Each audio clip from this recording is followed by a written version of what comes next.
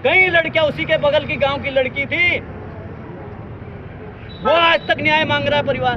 प्रियंका के पिताजी आज भी घूम रहे हैं कि उनके कातिलों को, हमारे लखवाड़ में संतराम जी हैं, उनके बेटे की गला रेत रेत की हत्या हो जाती है मसूरी में। कि हम जौनसार बावर के लोग अपने यहाँ इतने केस हो गए 1-2 सालों में, हम उनकी चिंता भूल गए?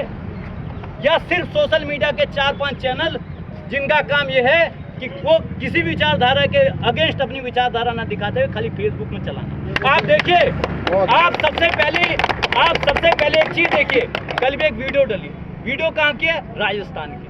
अरे आप ईमानदारी तो अपने अंदर रखिए ना। राजस्थान की वीडियो में आपने एडिट करके पीछे लिखा दिया जिंदाबाद। आप सोचिए, अरे आपके पीछे, मेरे पीछे अगर 10 आदमी हैं तो मैं ईमानदारी से कहूंगा ना 10 है, मैं दिखावा तो नहीं करूंगा झूठ पे, जिसकी बुनियादें झूठ पे। मैंने आपको कहा ना, और आज इतने दिन बीत गए, अगर उनमें थोड़ी सी भी बात होती वो हमारे पास एक बार आते। आप पूछना कि इतने दिन बीत गए, 4 दिन चुनाव को रह गए, कभी वो प्रत्याशी हमारे पास समर्थन के लिए आया? नहीं आया, क्योंकि वो तो धन्ना सेठों के पास घूम रहे हैं, उन्हें तो बड़े बड़े उद्योगपतियों का सहारा है। आप एक बात और कहता हूं मैं, बेरोजगार संघ का आंदोलन मैंने किया यहाँ परेड ग्राउंड में, 1.5 साल लगातार इन बेरोजगार युवाओं ने धरना दिया। और आपको पता है क्या होता था? एक टेंट होती थी, एक टाइम खाना होता था। आप कभी वो बेरोजगार संघ का, जो आज बेरोजगार संघ, उसका टेंट देखना, वहाँ की सुविधाएं देखना, आपको लगेगा कि वहाँ की सुविधाएं देखना। और जब हम उनके पेट देखे, या हमारे पेट, जब हम बेरोजगार संघ में आंदोलन करते थे, एक टाइम भोजन मिलता था भाई साहब, एक टाइम। ये लोगों आप ये लोगों से पूछे, और अगर इसकी जांच कराई जाए, तो आपको पता चलेगा इसके पीछे तथ्य क्या है। हम लड़ाई का या बेरोजगारों को पता है, जहां भी बेरोजगारों की लड़ाई हुई, मैं अपनी सरकार के मंत्रियों से भी भिड़ा हूं। मुझे अपनी सरकार के मंत्रियों ने भी कह दिया था कि आपने मुझे विधायक नहीं बनाया। मैं सोशल मीडिया की राजनीति नहीं करता।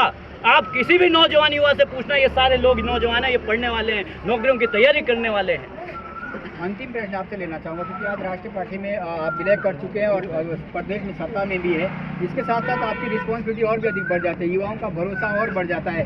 क्या यदि इस तरीके का युवाओं के साथ कहीं भी अन्याय होता है तो उसके लिए राष्ट्रीय पार्टी में रहकर आवाज़ बुलंद होगी, या कहीं ना कहीं अब सिर्फ उच्च अधिकारियों के या नेताओं के इशारों पर काम होगा? देखिए, जो कमलेश भट्ट को पहले से जानते हैं, मैंने कहा ना, मैं एबीपी विचारधारा में रहा, और मैं पहले से शुरू के संगठन की विचारधारा में रहा।